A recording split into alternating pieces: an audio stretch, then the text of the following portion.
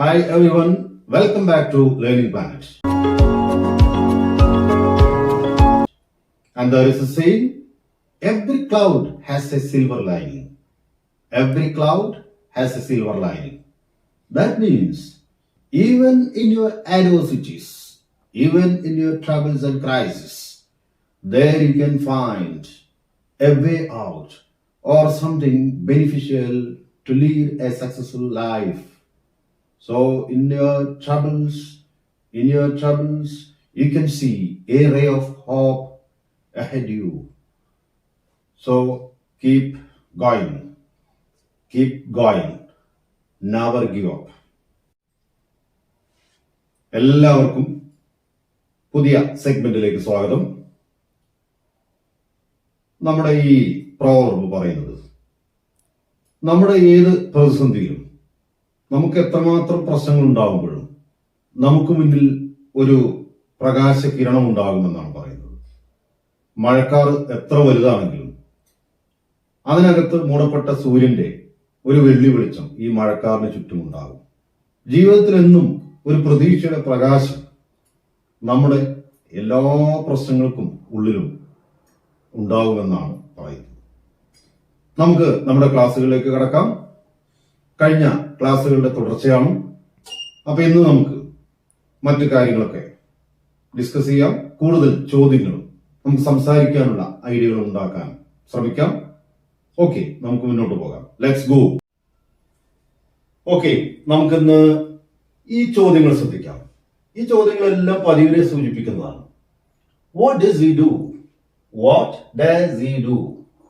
അവൻ എന്താണ് ചെയ്യുന്നത്? ഉത്തരം നമുക്ക് പറയാം. Where does Rani stay? റാണി എവിടെയാണ് താമസിക്കുന്നത്? Where does Rani stay? Where does Rani stay? Which part of the city do you stay? Which part of the city do you stay? Which part of the city do you stay? പട്ടണത്തിന്റെ ഏത് ഭാഗത്താണ് നീ താമസിക്കുന്നത്? അപ്പൊ നിങ്ങളുടെ നാട് ഇപ്പൊ എവിടെയാണോ ആ ഒരു സ്ഥലം.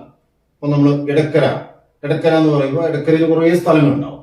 അപ്പൊ എടക്കരയുടെ ഏത് ഭാഗത്താണ് നിങ്ങൾ താമസിക്കുന്നത്?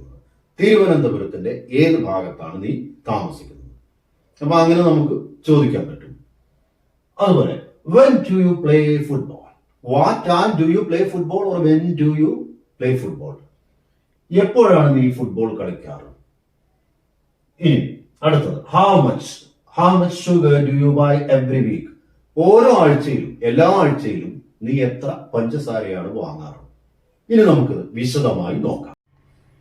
Okay, then the first question, what does he do? What does he do?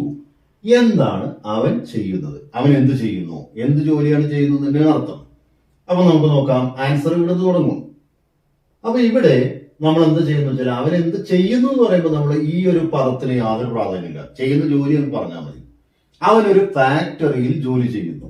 He works in a factory. He work എന്നതിന്റെ കൂടെ എസ് ചേർത്ത്. He works in a factory.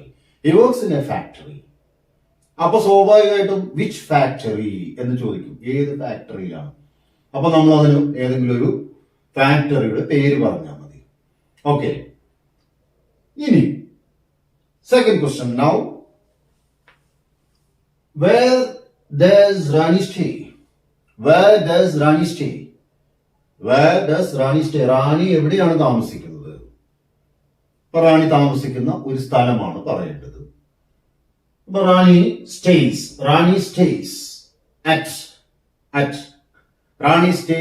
At Venjaramoodu, Rani stays at Piravom, Rani stays at Nilambur.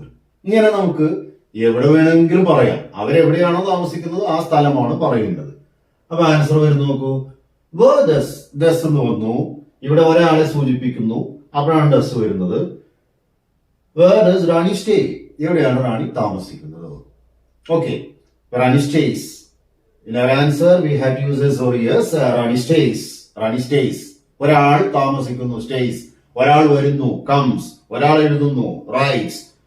ഒരാൾ ചിരിക്കുന്നു, smiles. ഒരാൾ ചിന്തിക്കുന്നു, thinks. അപ്പൊ സച്ചിൻ ചിന്തിക്കുന്നു, Sachin thinks. Sachin thinks of playing again. നല്ല രസമായിരിക്കും. Sachin thinks about or Sachin thinks of playing cricket again. Sachin ഒരിക്കൽ കൂടി ക്രിക്കറ്റ് കളിക്കുന്നതിനെ കുറിച്ച് ചിന്തിക്കുന്നു. അപ്പൊ അങ്ങനെ നമ്മൾ പറയുകയാണെങ്കിൽ നമുക്ക് ഈ കാര്യത്തിൽ ഒരു വ്യക്തത ഉണ്ടാവും. ഇനി നമുക്ക് അടുത്ത് നോക്കൂ, which part of the city, പട്ടണത്തിന്റെ ഏത് ഭാഗത്താണ്, which part of the city do you stay, which part of the city do you stay, പട്ടണത്തിന്റെ ഏത് ഭാഗത്താണ് നിങ്ങൾ താമസിക്കുന്നത്. ഇപ്പോ ഒരാൾ പറയാണ് ഐ സ്റ്റേ ഇൻ കാലിക്കറ്റ്, ഞാൻ കാലിക്കറ്റ് ആണ് താമസിക്കുന്നത്. ഇപ്പൊ കാലിക്കറ്റ് കുറെ സ്ഥലങ്ങളുണ്ട്, വെസ്റ്റ് ഹിൽ എന്ന് പറഞ്ഞൊരു സ്ഥലമുണ്ട്, അങ്ങനെ പല സ്ഥലങ്ങളുണ്ടാവും. ഇപ്പൊ മാനേജർ സ്ക്വയർ നമ്മൾ കേൾക്കുന്ന ഒരു സ്ഥലമാണ്. അപ്പൊ ഇങ്ങനെയുള്ള ഒരുപാട് സ്ഥലങ്ങൾ നമ്മൾ അവിടെ കേൾക്കുന്നുണ്ട്. അപ്പൊ അയാള് വെസ്റ്റ് ഹില്ലിലാണ് അദ്ദേഹം താമസിക്കുന്നത് വിചാരിക്കുക. So which part of the city do you stay? അപ്പൊ ആൻസർ വീണ്ടും വരുന്നു, ഇവിടെ നിന്നാണ് ആൻസർ തുടങ്ങുന്നത്. Which part of the city എന്നൊക്കെ പറയുന്നത് ക്വസ്റ്റ്യന്റെ ഭാഗമാണ്, ഈ ചോദ്യ വാക്കിന്റെ ഭാഗമാണ്. ഏത് ഭാഗത്താണ്, പട്ടണത്തിന്റെ ഏത് ഭാഗത്താണ് നീ താമസിക്കുന്നത്? അപ്പൊ ഇവിടെ യു എന്ന് ഉത്തരം ചോദ്യത്തിൽ വന്ന യു ചോദ്യത്തിൽ വരുമ്പോൾ സ്വാഭാവികമായിട്ട് നീ എന്ന് പറയുമ്പോൾ നമ്മൾ ഞാൻ എന്ന് ഉത്തരം പറയും. നീ എന്ന് ഒരു ചോദ്യം വരുമ്പോൾ നീ എന്ത് ചെയ്യുന്നു, ഞാൻ ഇന്ന മാതിരി ചെയ്യുന്നു. Okay, I stay at west hill, I stay at west hill Calicut, ഞാൻ കാലിക്കറ്റിലെ വെസ്റ്റ് ഹില്ലിലാണ് താമസിക്കുന്നത്. ഇങ്ങനെയാണ് നമ്മൾ പറയുക. അപ്പൊ നിങ്ങൾക്ക് ഇനി ഏത് കാര്യങ്ങൾ ചോദിക്കുമ്പോഴും അങ്ങനെ പറയാം. So why do you stay, why do you stay. അപ്പൊ അയാളൊരു സ്ഥലം പറയുന്നു.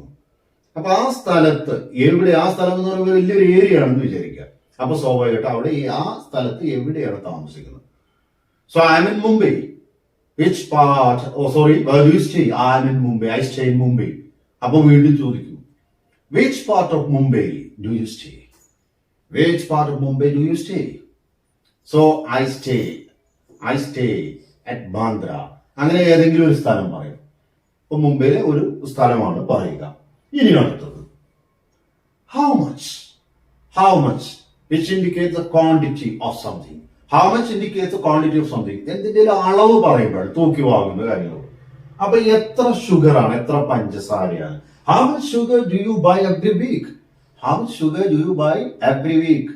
ഓരോ ആഴ്ചയും എല്ലാ ആഴ്ചകളിലും നീ എത്ര പഞ്ചസാരയാണ് വാങ്ങുന്നത്. അപ്പൊ അതിനൊരു ആൻസർ, അപ്പൊ നമ്മൾ വീട്ടിലൊക്കെ ആണെങ്കിൽ വളരെ കുറഞ്ഞ കണക്കായിരിക്കും ഉണ്ടാവും.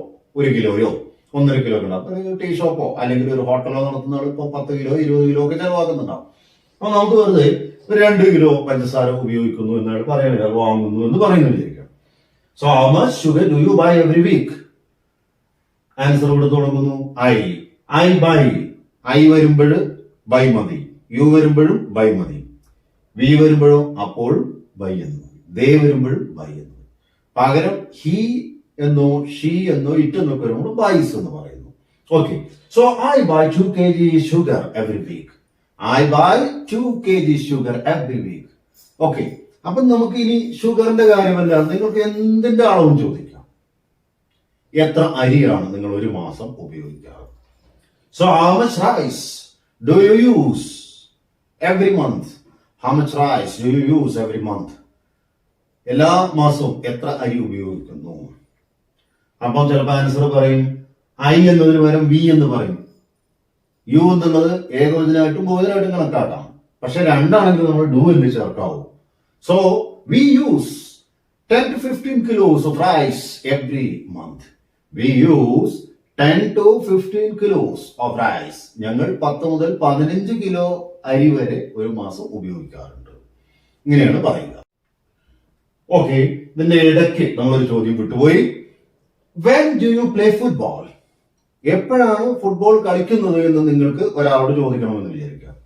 അപ്പൊ നമ്മൾ ഒരു കുട്ടിയോട് ചോദിക്കുകയാണ്.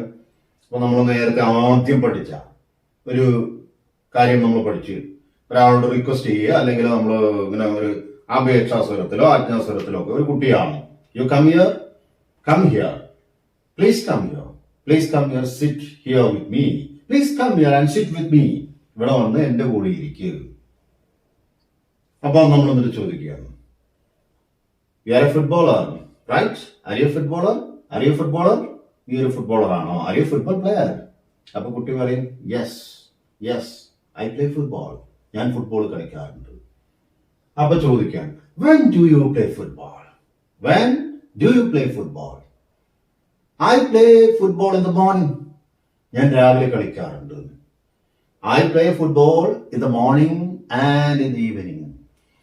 I play football. ഇത് ഈവനിങ്, ഞാൻ വൈകുന്നേരമാണ് ഫുട്ബോൾ കളിക്കാറ്. ഇങ്ങനെയൊക്കെ നമുക്ക് പറയാൻ പറ്റും.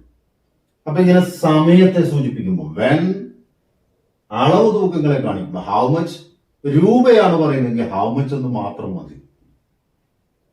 അതുപോലെ എന്ത് എന്ന് ചോദ്യങ്ങൾ വരുമ്പോഴൊക്കെ വാട്ട്, നീ എന്താണ് എഴുതുന്നത്, നീ എന്താണ് എഴുതുന്നത്, നീ എന്ന് ചിന്തിക്കണം. ഇവിടെ അവനാണുള്ളത്, അപ്പം ഇവിടെ യു എന്ന് വരുമ്പോൾ നമ്മൾ ഇവിടെ എന്ത് മാറ്റും, ഡു എന്ന് മാറ്റും അല്ലെ. What do you write, what do you write, what do you write. ഒരാൾ ഭയങ്കര ആലോചനയിലാണ്. അപ്പൊ നീ എന്താണ് ചിന്തിക്കാറ്, എന്താണ് നീ ചിന്തിക്കുന്നത്. So what do you think, what do you think, what do you think. അപ്പൊ ആൻസർ എന്തായിരിക്കും, I think of, I think of, or I think about my future studies. I think, what do you think man? Hey man, what do you think? എന്താണ് നീ ചിന്തിക്കുന്നത്, എന്താണ് നീ ചിന്തിക്കാറ് അല്ലെങ്കിൽ ചിന്തിക്കുന്നത്. അപ്പൊ ആള് പറയണം, actually I think about my future studies, I think about my future studies. ഞാൻ എന്റെ ഭാവി പഠനങ്ങളെ കുറിച്ചാണ് ചിന്തിക്കുന്നത്. ഇങ്ങനെയാണ് നമ്മൾ പറയുക. ഒരു സ്ഥലം എപ്പോഴും നമുക്ക് എവിടെ എന്നാണ് ചോദിക്കുക അല്ലെ. അപ്പൊ എവിടെയാണ് പഠിക്കുന്നത്, where do you study, where do you study. അവൻ എവിടെയാണ് പഠിക്കുന്നത് എങ്ങനെ പറയും, where does he study. Raju എവിടെയാണ് പഠിക്കുന്നത് എങ്ങനെ പറയാം, where does Raju study, where does Raju study. അങ്ങനെയാണ് പറയുക. അപ്പൊ ഈ തരത്തിൽ നിങ്ങൾക്ക് ചോദ്യങ്ങൾ ചോദിക്കാം, ഉത്തരങ്ങൾ പറയുകയും ചെയ്യാം. മനസ്സിലായല്ലോ. അപ്പൊ ഒരാളോട് ചോദിക്കണം, നിന്റെ അച്ഛൻ എവിടെയാണ് ജോലി ചെയ്യുന്നത്, നിന്റെ അച്ഛൻ എവിടെയാണ് ജോലി ചെയ്യുന്നത്. ഒന്ന് ആലോചിച്ച് നോക്കൂ, നിന്റെ അച്ഛൻ എവിടെയാണ്. അപ്പൊ എവിടെ എന്ന് പറഞ്ഞ് തുടങ്ങാം. എവിടെ എന്നുള്ളത് എന്താ പറഞ്ഞുണ്ടല്ലോ, where does, നിന്റെ അച്ഛൻ എന്ന് ഇവിടെ വേണം, your father, where does your father work, where does your father work. Okay. അപ്പോ അതിന്റെ ഉത്തരം എങ്ങനെ പറയാൻ, എന്റെ അച്ഛൻ എന്ന് പറഞ്ഞു. നിന്റെ അച്ഛൻ ജോലി ചെയ്യുന്നത് എവിടെ, എന്റെ അച്ഛൻ, my father works in a private hospital, my father works in a private hospital. ഇനി ജോലി എന്താണ് അതും നമുക്ക് വേണമെങ്കിൽ പറയാം. My father works as the clerk in a private hospital. My father works as the supervisor of a private hospital. അപ്പൊ അങ്ങനെ നമുക്ക് പറയാൻ പറ്റും. ഓക്കെ, എല്ലാം മനസ്സിലായല്ലോ. കൂടുതൽ ചോദ്യങ്ങൾ ചോദിക്കാനുള്ള ഒരവസ്ഥയിലേക്ക് നിങ്ങൾ എത്തി എന്ന് വിചാരിക്കുന്നു. നമ്മൾ ഏറ്റവും ലളിതമായ പദങ്ങൾ ഉപയോഗിച്ച് ക്ലാസ്സുകൾ തുടങ്ങി. ഇന്ന് 7ാമത്തെ 8ാമത്തെ ഒക്കെ ക്ലാസ് ആണ്. നിങ്ങൾക്ക് ഇമ്പ്രൂവ്മെന്റ് ഉണ്ടെന്ന് കരുതുന്നു. നിങ്ങളുടെ മാറ്റങ്ങളൊക്കെ നിങ്ങൾ കമന്റ് ബോക്സിൽ എഴുതണം. അതുപോലെ നിങ്ങളുടെ ആശങ്കകൾ എന്തെങ്കിലും ഉണ്ടെങ്കിൽ അതും അറിയിക്കാം. നമുക്ക് കൂടുതൽ നിങ്ങളുടെ പ്രശ്നങ്ങൾക്കനുസരിച്ചുള്ള ക്ലാസ്സുകൾ നമുക്ക് ഇടാവുന്നതാണ്. അത്തരം ക്ലാസ്സുകൾ നമുക്ക് അപ്ലോഡ് ചെയ്യാം. അപ്പൊ എല്ലാവരും അങ്ങനത്തെ സംശയങ്ങളൊക്കെ ഉണ്ടെങ്കിൽ അത് ചോദിക്കേണ്ടതാണ്. ഓക്കെ, അപ്പൊ ഒരിക്കൽ കൂടി നിങ്ങൾ ഇതെല്ലാം ശ്രദ്ധിക്കുക. Okay, let's continue. Here we have 2 more examples. ഇവിടെ നമുക്ക് 2 ഉദാഹരണങ്ങൾ കൂടിയുണ്ട്. ഹൗ ഫാർ, എത്ര ദൂരം. എന്തിന്റെ ദൂരം പറയാനുണ്ട്, ഹൗ ഫാർ. അവിടെ ഡൂം ഡസ് ഒന്നും ചേർക്കരുത്, ഈസ് മാത്രം ചേർക്കാം. അപ്പൊ നിങ്ങൾക്ക് how far is your school from here. ഇവിടെ നിന്ന് നിങ്ങളുടെ സ്കൂൾ എത്ര ദൂരെയാണ്. ഒരു സ്ഥലത്ത് നിന്ന് ചോദിക്കാം. അപ്പൊ നീ എവിടേക്കാണ് പോകുന്നത് അല്ലെ. Dear one, where do you go. അപ്പൊ കുട്ടി എന്ന് പറയും, school, to school, I go to school, I go to school. നമ്മൾ പഠിച്ചു കഴിഞ്ഞപ്പോൾ സ്കൂളിൽ മാത്രമേ പറയുള്ളൂ. ഇംഗ്ലീഷ് പറയാനുള്ള ഒരു സ്പേസ് നമുക്ക് കൂടുതൽ കിട്ടാൻ വേണ്ടി നമ്മൾ ഒരു സ്റ്റേറ്റ്മെന്റ് കംപ്ലീറ്റ് ആയിട്ട് പറയാം. So where do you go, dear one, darling, where do you go. എവിടേക്കാണ് നീ പോകുന്നത്, കൊച്ചുകുട്ടിയോട് പറയാണ്. അപ്പൊ കുട്ടി പറയാണ്, ഐ ഗോ ടു സ്കൂൾ. അപ്പൊ സ്കൂളിലേക്ക് എത്ര ദൂരമുണ്ട്. അപ്പൊ വീണ്ടും ചോദിക്കണം, how far is your school from here. How far is your school from here. ഇവിടെ നിന്ന് എത്ര ദൂരെയാണ് നിന്റെ സ്കൂൾ. അപ്പൊ കുട്ടി പറയാണ്, my school is 5 kilometers away from here. My school is 5 kilometers away from here. My school is 5 kilometers away from here. ഇവിടെ നിന്ന് 5 കിലോമീറ്റർ അകലെയാണ്. അപ്പൊ സ്വാഭാവികമായിട്ടും നമുക്ക് വീണ്ടും ചോദ്യം ചോദിക്കാൻ തോന്നും, എങ്ങനെയാണ് നീ സ്കൂളിലേക്ക് പോകാറ്. എങ്ങനെ എന്നതിന് കഴിഞ്ഞ ക്ലാസ്സിൽ നമ്മൾ പറഞ്ഞതാണ്. എല്ലാ ക്ലാസ്സുകളും കേൾക്കണം. എങ്ങനെ, ഹൗ, എങ്ങനെയാണ് നീ സ്കൂളിലേക്ക് പോകാറ്. അപ്പൊ ഇവിടെ ഹൗ എന്ന് ഉപയോഗിക്കുക. ഹൗ ഫാർ പോയി, ഹൗ, എങ്ങനെ. നീ എന്നിവിടെ വരും. അപ്പൊ അപ്പൊ സ്വാഭാവികമായിട്ട് ഇവിടെ ഡു എന്ന് ചേർക്കണം. How do you go to school? How do you go to school? ഇപ്പൊ കുട്ടി ഇംഗ്ലീഷ് അറിയുന്ന കുട്ടിയാണെങ്കിൽ സ്കൂൾ ബസ്, സ്കൂൾ ബസ്. നമുക്കൊന്ന് ഇംഗ്ലീഷ് പറയാൻ വേണ്ടിയിട്ട് നമ്മൾ കൂടുതൽ സ്പേസ് ഉപയോഗിക്കുന്നു. I go to school by school bus. I go to school by school bus. ഞാൻ സ്കൂൾ ബസ്സിലാണ് സ്കൂളിലേക്ക് പോകാറ്. അപ്പൊ ഓക്കെ. അപ്പൊ ഇനി നിങ്ങൾ ഇവിടെ നിന്ന് ഇങ്ങനെ ചിന്തിക്കുക, ഇവിടെ നിന്ന് മൈസൂരിലേക്ക് എത്ര ദൂരമുണ്ട്? അങ്ങനെ ചോദിക്കുമ്പോൾ എന്താ പറയേണ്ടത്? ഹൗ ഫാർ ഈസ്, ഇവിടെയാണ് നമ്മൾ മൈസൂർ എന്ന് ചേർക്കുന്നത്. How far is Mysore, Mysore അല്ലെ? How far is Mysore from here? ഇവിടെ നിന്ന് മൈസൂരിലേക്ക് എത്ര ദൂരമുണ്ട്? ഒരു സ്ഥലത്ത് നിന്ന് മറ്റൊരു സ്ഥലത്തേക്ക് നമ്മൾ രണ്ട് സ്ഥലങ്ങളുടെയും പേര് പറയുന്നു. തിരുവനന്തപുരത്ത് നിന്ന് എറണാകുളത്തേക്ക് എത്ര ദൂരമുണ്ട്? നമ്മൾ ഇവിടെ നിന്നിട്ടാണ് പറയുന്നത്.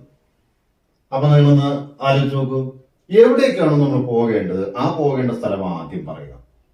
How far is Thiruvananthapuram? How far is Trivandrum from Ernakulam? How far is Thiruvananthapuram? How far is Trivandrum from here? Or how far is Trivandrum from Ernakulam? Clear ആയോ? കൊച്ചിയിൽ നിന്ന് മുംബൈയിലേക്ക് എത്ര ദൂരമാകുന്നു? അപ്പൊ നമ്മൾ പോകേണ്ടത് മുംബൈയിലേക്കാണ്. How far is Mumbai? How far is Mumbai from Kochi? How far is ഇവിടെ നമ്മൾ എത്തേണ്ട സ്ഥലം. How far is Mumbai from Kochi? അപ്പൊ അതിന്റെ ഡിസ്റ്റൻസ് പറയുമ്പോൾ നമ്മൾ ഇങ്ങനെ പറയാം. ഇപ്പൊ മുംബൈ ഈസ്, ഇപ്പൊ എനിക്ക് കൃത്യമായി കിലോമീറ്റർ അറിയില്ല. അപ്പൊ നമ്മളവിടെ ഒരു കിലോമീറ്റർ ആണ് നമ്മൾ പറയേണ്ടത്. അപ്പോ എത്ര കിലോമീറ്റർ ആണുള്ളത്? ആ കിലോമീറ്ററിന്റെ കണക്ക് ഇവിടെ എഴുതണം. അപ്പൊ നമ്മൾ മൈസൂരിലേക്ക് ഇവിടെ നിന്ന് 300 കിലോമീറ്റർ ഉണ്ടെന്ന് വിചാരിക്കാം. നമ്മൾ നിൽക്കുന്ന സ്ഥലത്ത് നിന്ന് 300 കിലോമീറ്ററേ ഉള്ളൂ എന്ന് വിചാരിക്കാം.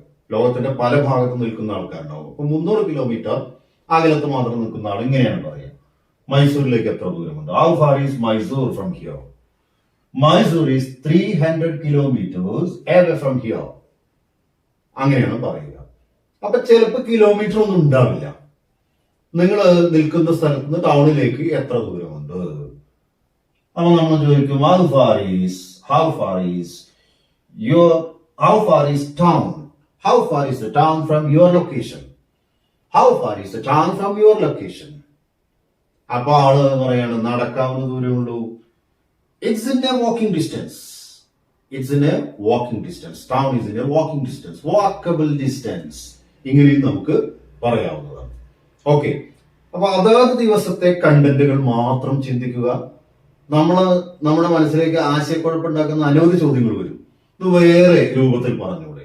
Where do you come from എന്നുള്ളതിന് പകരം വേർ ആർ യു ഫ്രം എന്ന് ചോദിച്ചൂടെ? അല്ലെങ്കിൽ where are you coming from എന്ന് ചോദിച്ചൂടെ? അങ്ങനെയൊക്കെ ചോദിക്കാം. ഓക്കെ, നമുക്ക് ഇന്നത്തെ ക്ലാസ് അവസാനിപ്പിക്കാം. ഈ ക്ലാസ് നിങ്ങൾ ഇഷ്ടപ്പെട്ടു എന്ന് ഞാൻ വിശ്വസിക്കുന്നു. എല്ലാവരും ഈ ചാനൽ ലൈക്ക് ചെയ്യുക. ഇനിയും സബ്സ്ക്രൈബ് ചെയ്യാത്തവരുണ്ടെങ്കിൽ സബ്സ്ക്രൈബ് ചെയ്യുക. നിങ്ങളുടെ സുഹൃത്തുക്കൾക്കൊക്കെ ഈ ചാനൽ ഷെയർ ചെയ്യുക. നമുക്ക് വീണ്ടും അടുത്ത ക്ലാസ്സിൽ പുതിയ കണ്ടന്റുമായി കാണാം. Okay, thank you.